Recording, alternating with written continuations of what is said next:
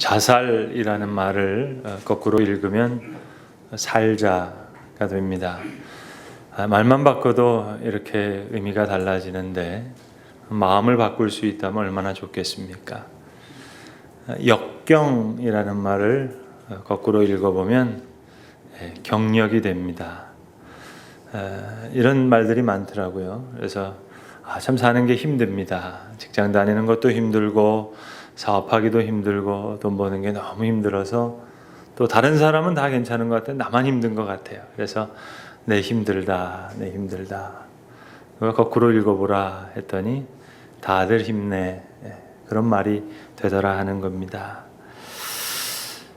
말만 바꿔도 이런데 마음을 바꿀 수 있다면 죽고 싶다가도 살고 싶어지고 나만 힘들다 생각하다가도 다들 힘내 이렇게 격려할 수 있게 되고 정말로 역경을 경력처럼 그렇게 자랑스럽게 여길 수만 있다면 얼마나 좋겠습니까? 근데 문제는 마음이 내 마음 먹은 대로 내 마음 원하는 대로 되지 않는다는 데 문제가 있습니다. 그래서 왜 노래 가사에도 있잖아요. 내 마음 나도 모른다고. 그러나 여러분 오늘 성경은 우리에게 말씀합니다. 분명히 말씀합니다.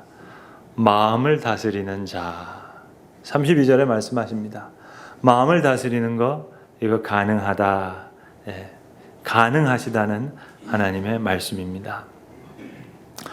TV 프로그램 중에 세상에 이런 일이라는 제목의 프로그램이 있는데 거기 실제로 방영됐던 분입니다. 대구에 사시는 임옥분 씨라는 분이신데 이분이 본인이 임신한지를 모르고 9개월 이상 생활하다가 그 사실을 알고 나서 3일 만에 아이를 낳았다 하는 얘기입니다. 정말입니다. 미혼모도 아니고요. 아이 2명 키우신 분이에요. 셋째를 그렇게 낳으셨다는 거예요.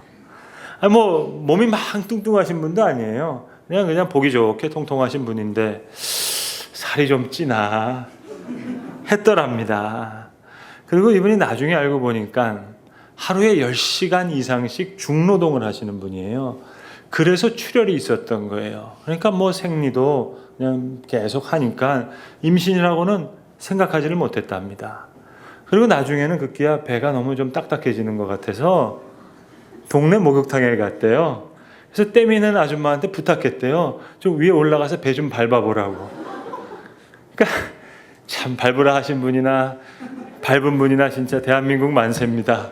이분이 밟았대요. 세게 밟아줬대요. 그런데도 이게 배가 말랑말랑해지지가 않아서 그래서 검사를 해야 되겠다 해서 병원을 가셨답니다. 그랬더니 의사 선생님이 임신 38주째입니다.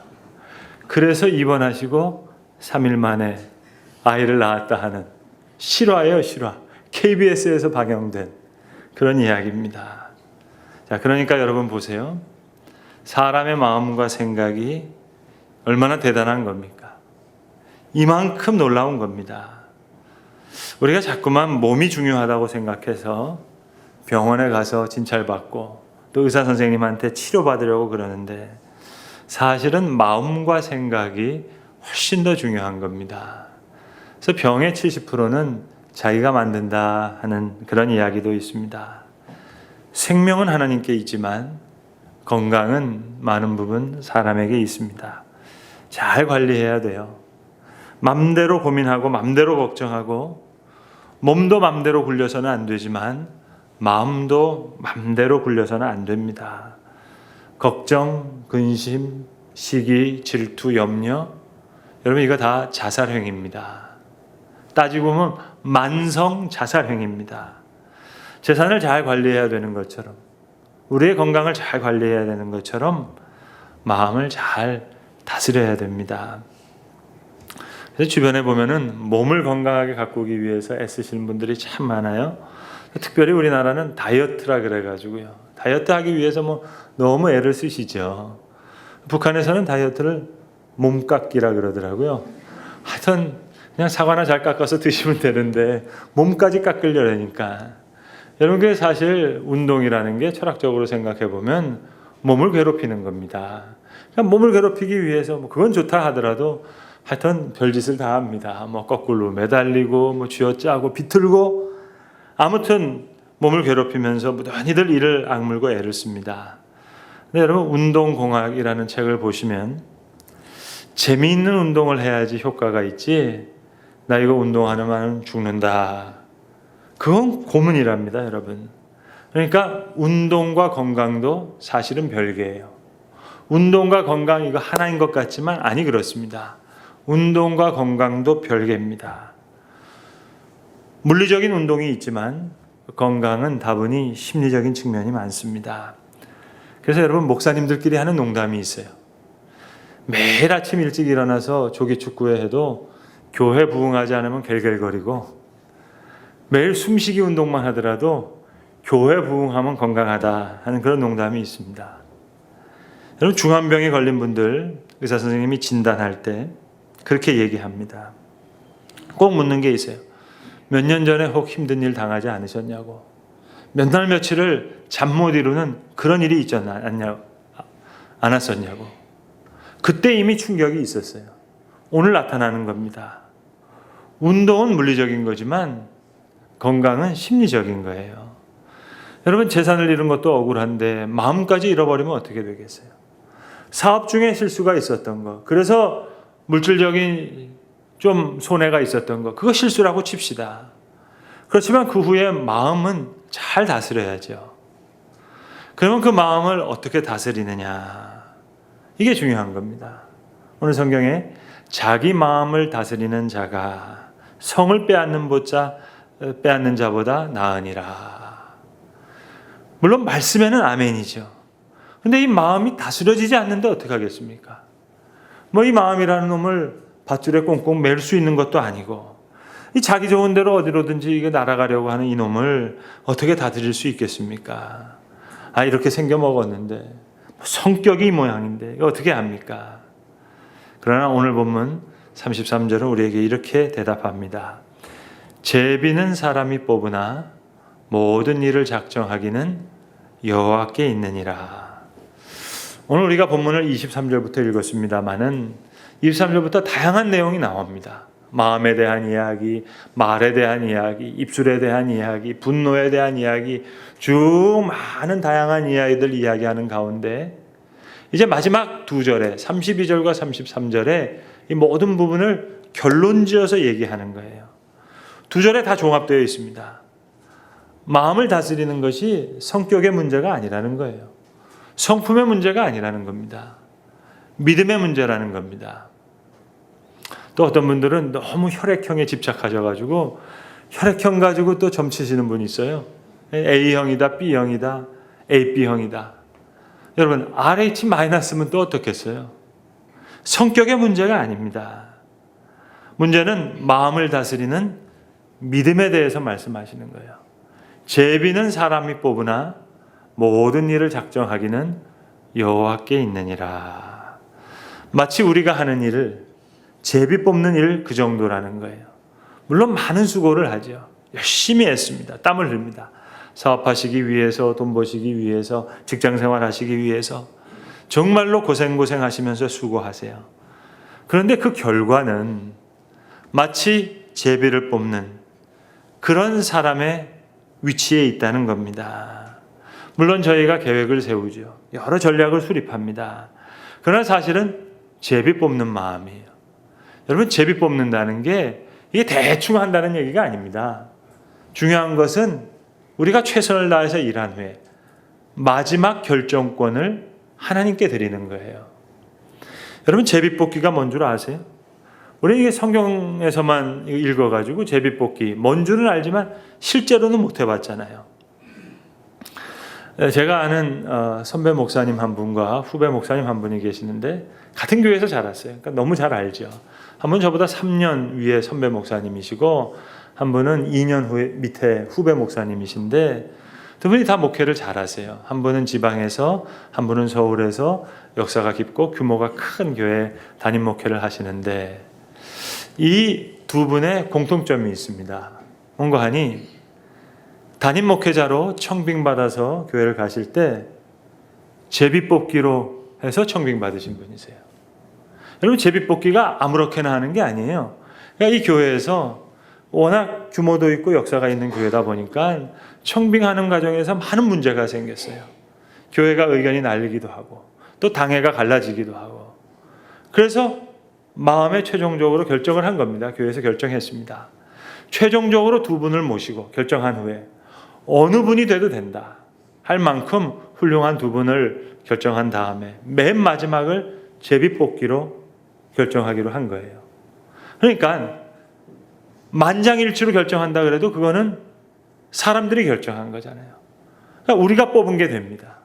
근데 하나님이 보내주신 분으로 그렇게 받기 위해서 제비를 뽑자. 그러니까 마지막 결정권을 하나님 앞에 드린 거예요. 두 분이 지금 다 목회를 잘 하십니다. 마지막 결정권을 하나님께 드리는 거예요. 그러니까 여러분, 제가 궁금해서 이거 안 물어보게 생겼어요. 그러니까 제가 목사님들한테 물었죠. 목사님, 나 제비뽑기 이거 성경에서만 봤지. 제비뽑기가 뭔데 어떻게 했습니까? 여쭤봤더니 탁구공 갖고 뽑으셨대요. 하얀 탁구공, 색깔 있는 탁구공.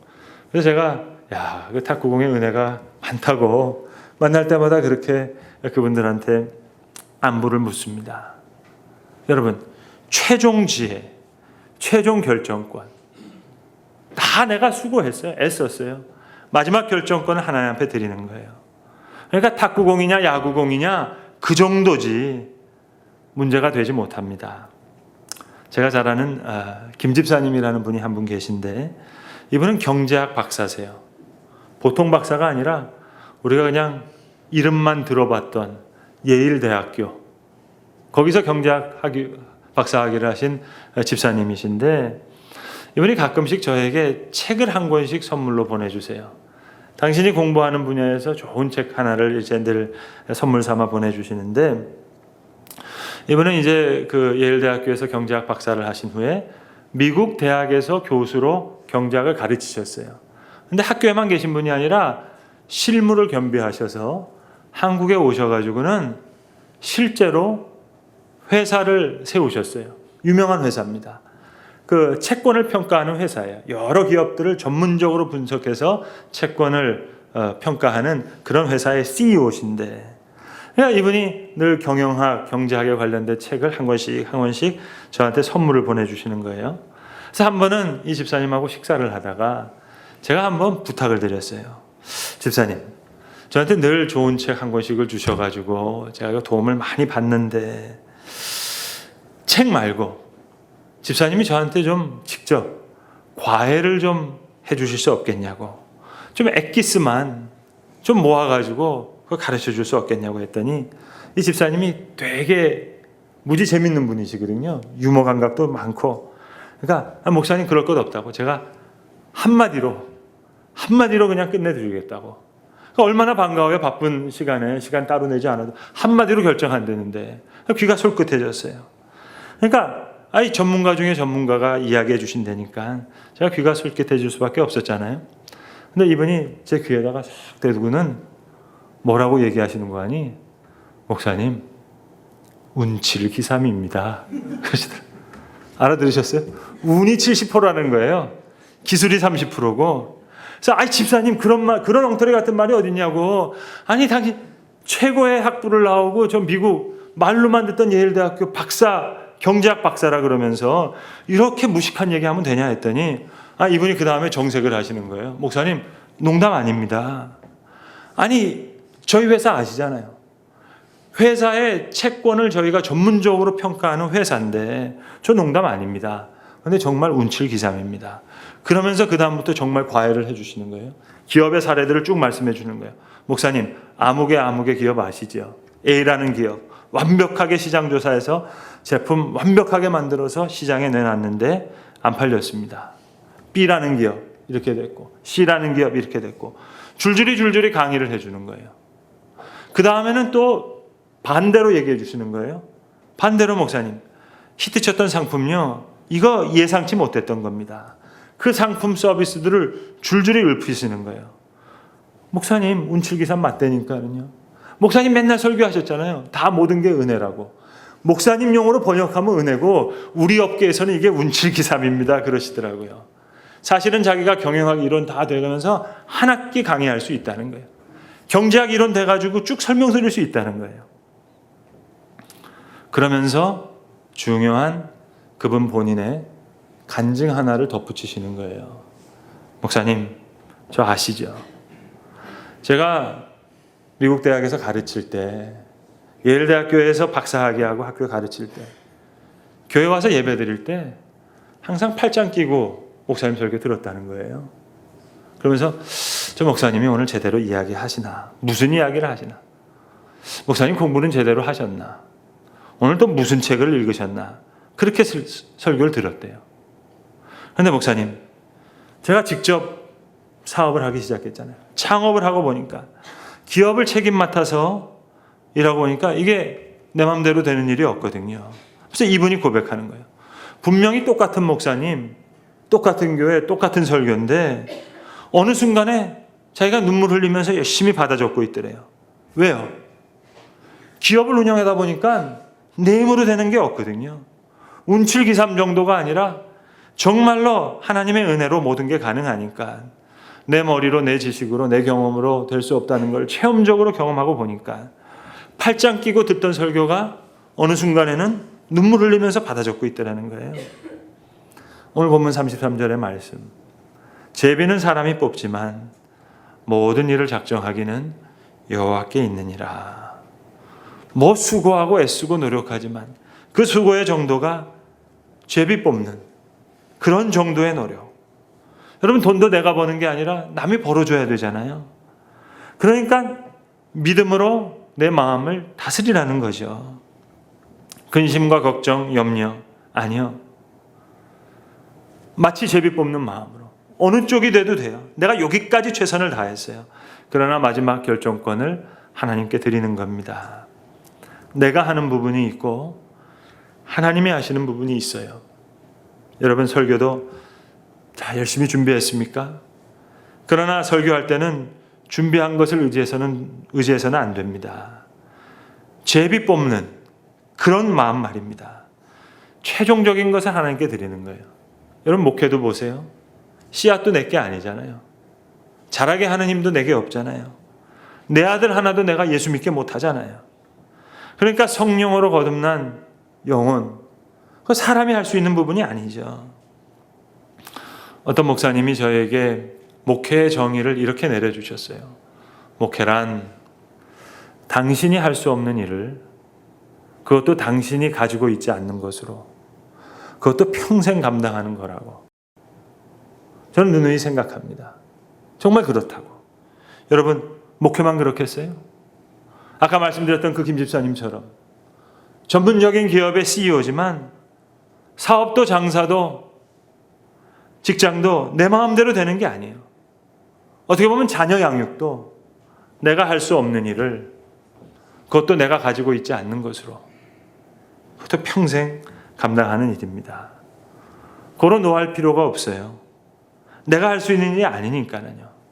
원망, 염려, 시기, 질투, 걱정, 분노, 이거 다 하나님의 일이 아니라 내가 할 수 있는 일이 내가 할 수 있는 일이라고, 사람의 일이라고 생각하기 때문에 나오는 감정들입니다.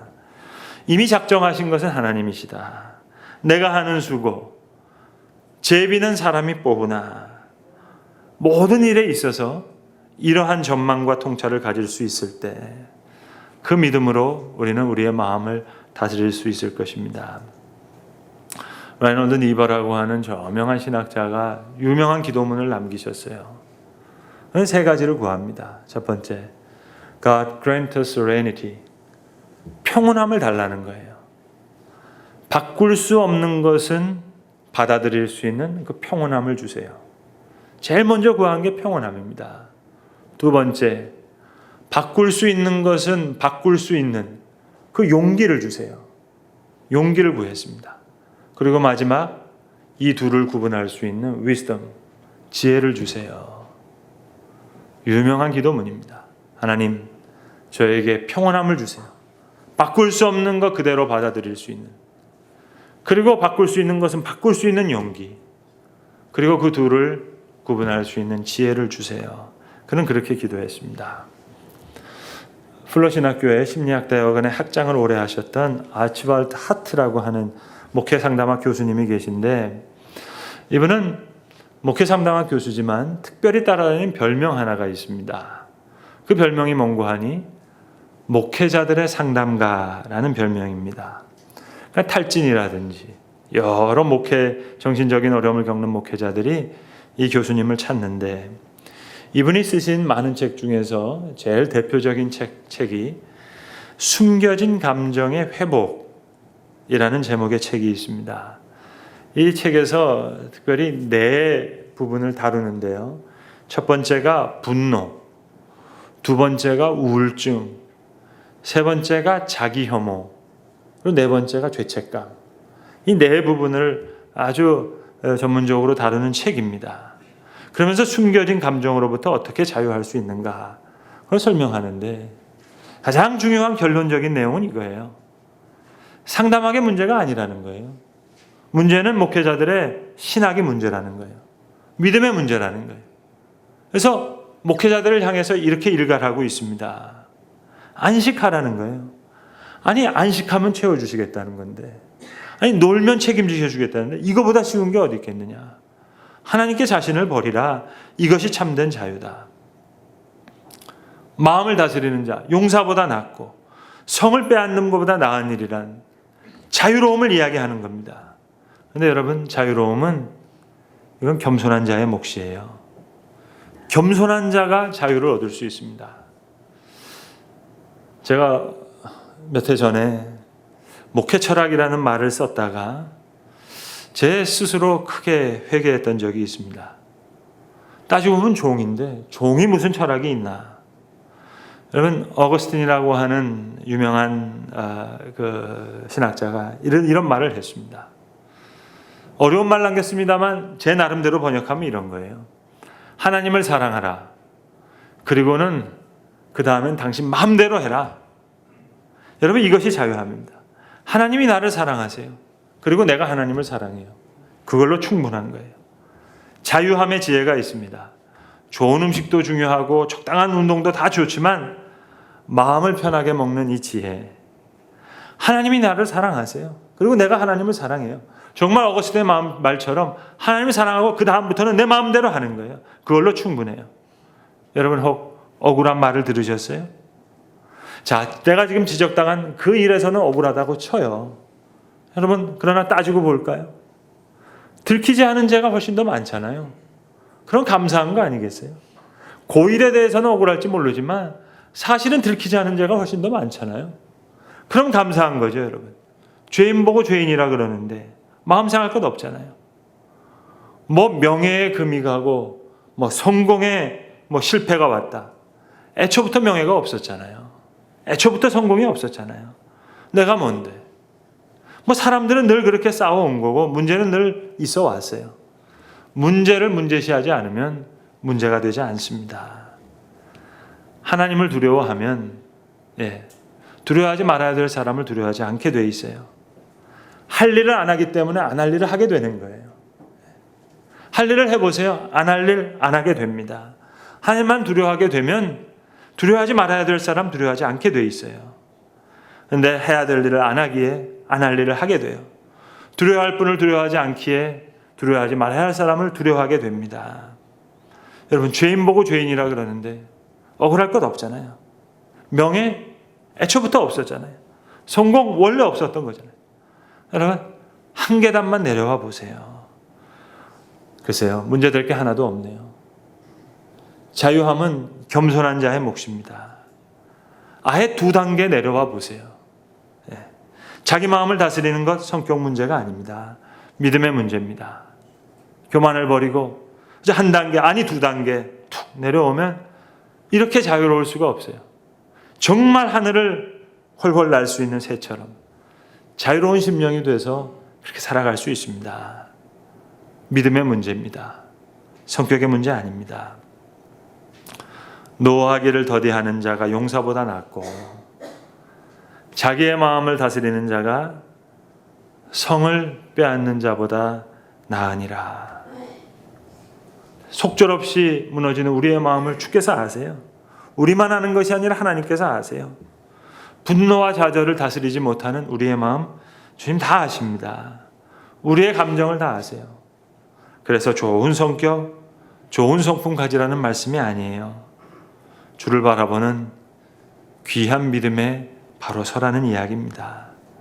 제비는 사람이 뽑으나 모든 일을 작정하기는 여호와께 있느니라. 이 말씀으로 우리의 마음을 다스리는 심령의 닻을 삼아서 백발은 영화의 면류관이라. 그렇게 한평생 자유롭게 항해하고 그리고 이제 소망의 항구에 정박할 수 있는 그런 생을 살라 말씀하시는 겁니다. 그것이 가능하기에 주시는 말씀입니다. 성격의 문제, 성품의 문제가 아니라 믿음으로 이 마음을 잘 다스려서 하나님이 원하시는 자유함을 만끽하라. 그렇게 우리에게 권면하시는 것입니다. 기도하겠습니다. 아버지 하나님, 노하기를 더디하는 자가 용사보다 낫고 자기의 마음을 다스리는 자가 성을 빼앗는 자보다 나으리라 말씀해 주셨습니다. 속절없이 무너지는 우리의 마음을 주님 잘 아십니다. 분노와 좌절을 잘 다스리지 못하는 우리의 감정까지도, 작은 우리의 마음까지도 주께서는 잘 아시는 줄로 압니다. 좋은 성격과 성품의 문제가 아니라 주를 바라보는 귀한 믿음에 서라고 오늘 제비는 사람이 뽑으나 모든 일을 작정하기는 여호와께 있느니라 말씀하셨사오매 주님 원컨대 이 말씀으로 우리의 마음을 다스리는 심령의 닻을 삼게 하시고 한평생 자유롭게 항해하며 하나님 이 귀한 영화의 면류관을 얻을 수 있는 복되고 착하고 지혜로운 주의 사람들 다 되게 하여 주시옵소서. 우리 주 예수 그리스도의 이름으로 기도합니다. 아멘.